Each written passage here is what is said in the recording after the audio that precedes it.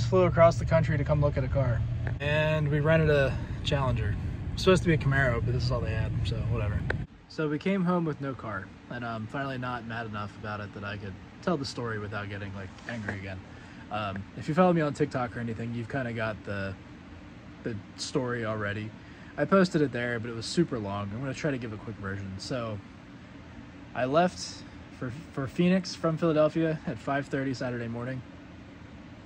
I got to Phoenix around 2:30 their local time, and I went to look at this Lotus.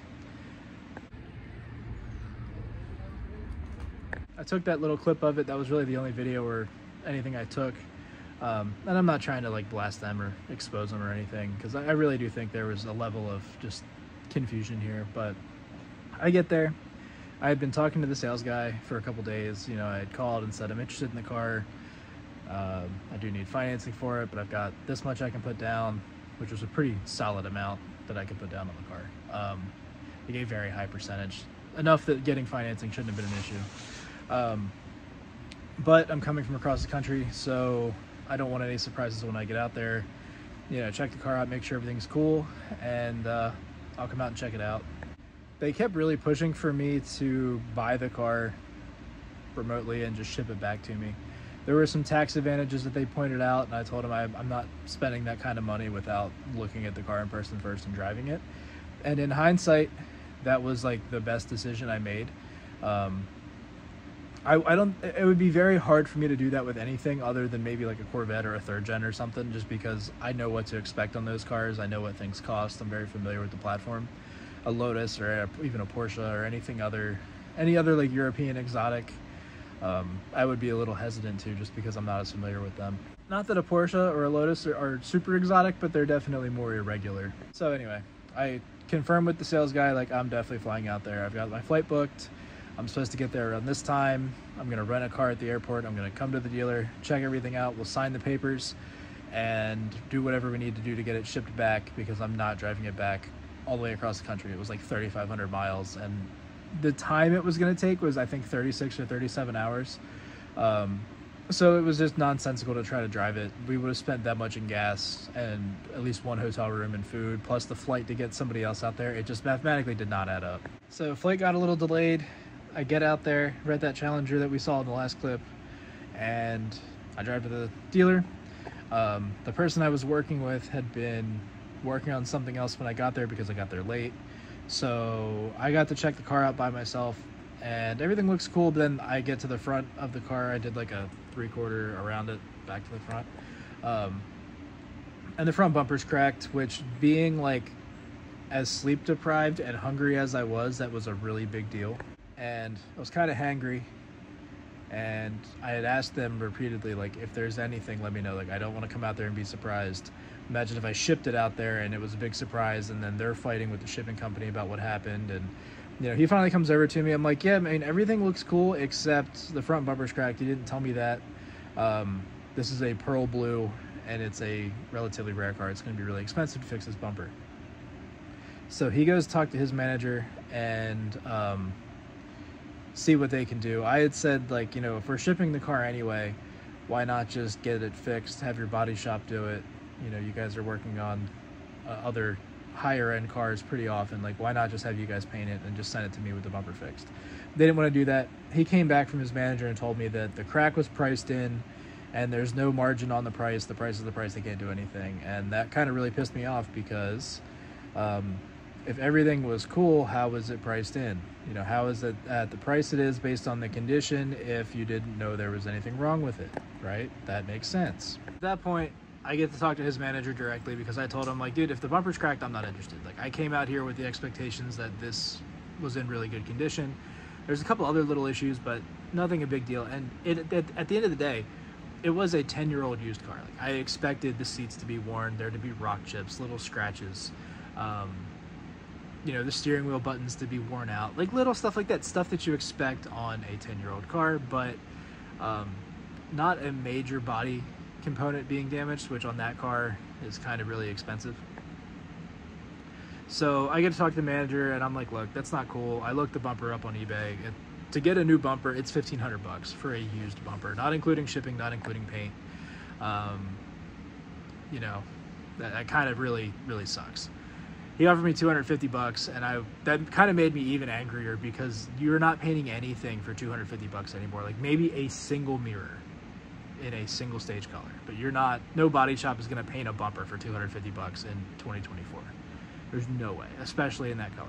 So I was kind of mad, and I went out there and I FaceTimed my painter friend that did the quarters for my Corvette, and I asked him, you know, what do you ballpark this at for me, right? This like homie hookup, and then I'm like, I'm at the dealer trying to buy this. What price should I negotiate with? And he told me like $3,000, which is kind of about what I expected between the bumper and the paint, and he wanted to blend the hood and the fenders and stuff. So it was going to be kind of a big deal. But not the end of the world. He said he may be able to fix the bumper. He would have to see it in person, and if he could, it would save some money. So I go and I tell them that. They gave me a good amount back after I kind of hit them with that. Roughly 5% of the price of the car. So that was sort of significant. And I kind of thought we had a deal at that point, because while I was upset about it, I was getting enough back off the price that I could work with that. You know, it wasn't the end of the world. But then we go to drive it, and that's when it gets like really bad. The car was parked up on a curb at this dealership, and I didn't really want to tackle getting it off of this curb the way they had it parked. So I told them, like, you know, you guys pull it off. The sales guy didn't want to drive it either, so they went and got their lot guy to move it, which like probably should have been a little bit of a red flag. And then he couldn't get it to go into gear, which was like the immediate red flag. And like I heard him grind first a couple times, and I was like, holy shit, what did I get myself into? They finally get it into gear. They get it off of the curb it was on. They get it parked. I go to get in it, and I'm just like, well, if anything, I just came out here to drive this car around the block a few times, and I spent basically $1,000 on a 20-minute Turo rental. So I'm in it. I can't get it to go into gear very easily. It would go in, but it was not easy. You could tell that the transmission wasn't happy, or the clutch wasn't working right, one or the other, or maybe both. Like I think my overall theory is it had needed a clutch for a while, and they kept driving it, and because of that, they put extra wear on the synchros and the transmission. But I get it to go in first. We take off. I go to shift into second, it crunches into second. Go to third, it crunches into third, and I'm like, okay, maybe the synchros are just super dry because it's been sitting. They had taken it on a trade. They hadn't had a ton of interest in it. It was not at a specialty dealer. It was at just a general car dealership. So wouldn't be the first time I had driven a car that had synchros that felt like shit when it was cold, or if it sat for a long time. Even my Corvette, before I rebuilt the transmission, would do that a lot. If it sat for a month or more and it was cold out, it would not grind every gear, but you could feel it crunch into every gear, and it wasn't happy. So I drove their test loop a couple times with the sales guy. He, while we were in the car, told me that he didn't know how to drive stick, because I was kind of complaining about the way the shifter felt. The crunching didn't feel right. The way the clutch release didn't feel right to me. But overall, the car did drive nice. Like it was very nice inside. It handled well. It stopped well. It had good power, but the transmission thing was making me super nervous. And in my mind, I'm like, okay, I know this is a Toyota derived transmission, which I turned out to be wrong about. It's an Aisin transmission, but it's Lotus specific. I would imagine there's an interchange with like a Matrix or a Highlander or something, but they did buy a Lotus specific gear set from Aisin for this transmission. So to replace it, you need a Lotus transmission, not a general Toyota one. But anyway, I did it, I'm driving it around. We park it, and I'm like, at that point, I was pretty much over it. Like, I didn't think it was a good idea to buy it, but I was sitting there thinking about it, and I said, hey, can I drive it again, right? We do the loop a couple more times, and I'm like, I really don't like this. And that's when I started doing, like, some of the diag work I knew for, the synchros being bad. So I tried to rev match it into first, and it would rev match into first, but when it would go in, and this had started to happen as it got hot, you could hear the synchro making noise. Like you could hear it kind of squeal as it went into gear. It wasn't the supercharger making noise. Like it was definitely the transmission, because it would only do it into first. The other gears were fine, and you could hear the noise separate from the blower whine. So to me, that was like big red flag. It could have been low on fluid for all I know, but it was a big enough red flag that that was pretty much the deal breaker. But I was kind of on the fence. Like, I'll break their balls a little bit. It has a transmission problem in a fucking obscure car. Like, what can we really get? What can I get off of this thing? If I would have been out the door for like 55-60% of what they were asking, I would have been good with that. But we park it. The sales guy goes to get out of the car and he can't get out because the passenger door doesn't work. I was like, cool. That kind of made me mad, right? But at first I'm like, all right, maybe the door's locked. The door was not locked. The door lock button inside the car also didn't work, which was kind of a bummer because there's no way to lock the doors otherwise unless you use the key fob, which, like, not a big deal. But that was kind of like, all right, well, what the hell? And then I start messing with some other stuff. There's more stuff that was wrong. Like, more buttons didn't work. And then I shut the car off and I was like, yeah, no, I'm over this. And I look at the radio's smashed. Like, it looked like somebody punched it and it was all cracked. You just couldn't see it when it was lit up, which was really weird. I've never seen something like that before. But I told him, I'm like, hey, I'm gonna make a call real quick. So I called my dad and I was just like, I was sat in my rental car and I was just going off about, like, what the fuck did I just fly out here for? And just to, like, make sure I wasn't totally out of my mind, right? Like, I wanted a second opinion. You know, am I being too critical of a used car? And even he was like, nah, dude, you're fine. Especially, like, don't spend this kind of money on a project car. So that was, like, the big deal. So the sales guy comes over, was all up in my space, like, so are we good? You know, what are we gonna do? And I just said, you just take these keys back. I'm out of here, dude. Like, that's not cool. The transmission thing is kind of a really, really, really big deal. I'm not happy I flew all the way out here for a major mechanical problem. Like, the bumper was one thing, not happy about that, but that was like the icing on the cake. I was like, and you couldn't even get out of the car. You know, I had to let you out, and you're asking like almost $50,000 for this car, and only one door works. Like, you know, that's not cool. So I left. I was really pissed off. I had some other plans while I was out there. I canceled all that. Because I had time to kill, basically, and, you know, the flights were pretty far apart, so I had the 5 or 6 hours in the area that I could have spent, and I canceled all that to try to make an earlier flight back, and I ended up missing that flight. But I got to the airport super early. While I was at the airport, they called me back. They're like, hey, he said you didn't want to do the deal. Like, were you just not into the car? Was there something else wrong? And I was just so mad, right? This was about 5:30 Phoenix time, so I had been 14 hours since I left my house. I hadn't eaten still. All I did was drink a single Monster the whole day. Like, I hadn't had any water. I was not in, like, a great mood, and I lost my shit on the dude.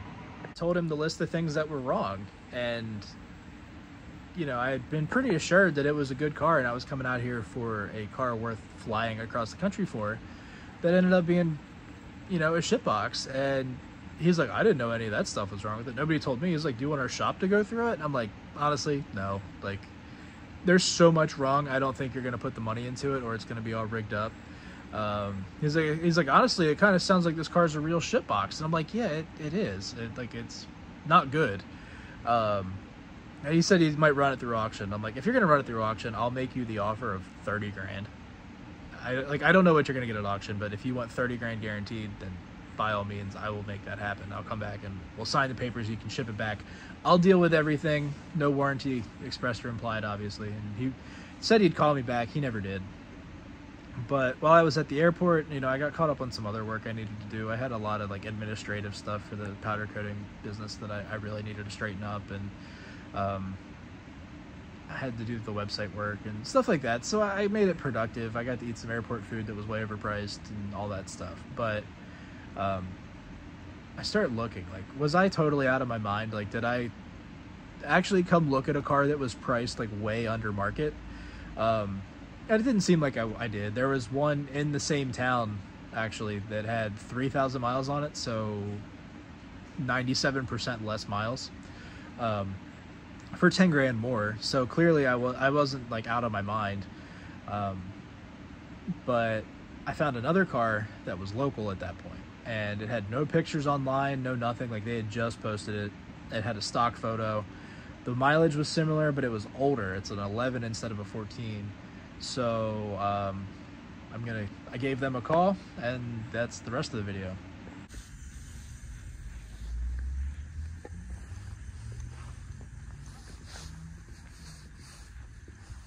Well, I think I just bought a Lotus after the disaster of last weekend. I found one locally that got posted while I was out there. came up here as soon as I could. They had some scheduling issues, and yeah, I just found an Evora S. It's a 2011, so it's an S1. It's a little early in the model year, but it was pretty well taken care of. It was apparently somebody's daily driver, so everything worked. Like the AC worked, the radios worked, the speakers work. Very, very big difference compared to the other one. And then, funnily enough, while I was sitting there at this Lotus dealer, not a like generic dealer, the dealer in Phoenix that I went to the first time called me to see what I wanted to do, because I guess they still have the car. So yeah. So yeah, the dealer's got a couple things they wanted to do to the car before they sold it. So I kind of got it. I got to look it over and point out some stuff, and that's all getting taken care of, which is actually like super cool and the total opposite of my previous experience. The other thing is that I got to talk with the service guy, which was pretty cool. They have a Lotus mechanic there. He's super into them. He has one, and I got to talk to him about it. And, you know, like, obviously I've worked as a mechanic for some amount of time, even if it was when I was in my, like, teens and early 20s, but it is something I did. My dad has a shop where I was clearly going to work on this myself. It wasn't going to be something I was paying anybody else to do. So he actually talked to me about, like, yeah, this is like the hard stuff. This is what we run into. I asked him what a clutch job on that car would cost, and he did tell me that customer pays like almost 37 hours or something, which, you know, at our shop rate would be like almost $5,000 labor, not including the parts. It's a full engine out service. You can't split the transmission because of the V6 and the way it's shaped. So it was pretty cool about that. Told me, like, yeah, a lot of it's Toyota stuff, which was cool. There's some access panels he showed me. Did no hesitation, which was really cool. So overall, good experience. It's going to be a couple more weeks probably before I actually get the car, but I'm super excited, which is rare. Well, I did it. We got the Evora. We're on the way back from New Jersey. Naturally, it rained, so yeah. It's like it never left the UK, just driving on a shitty, cold, rainy day.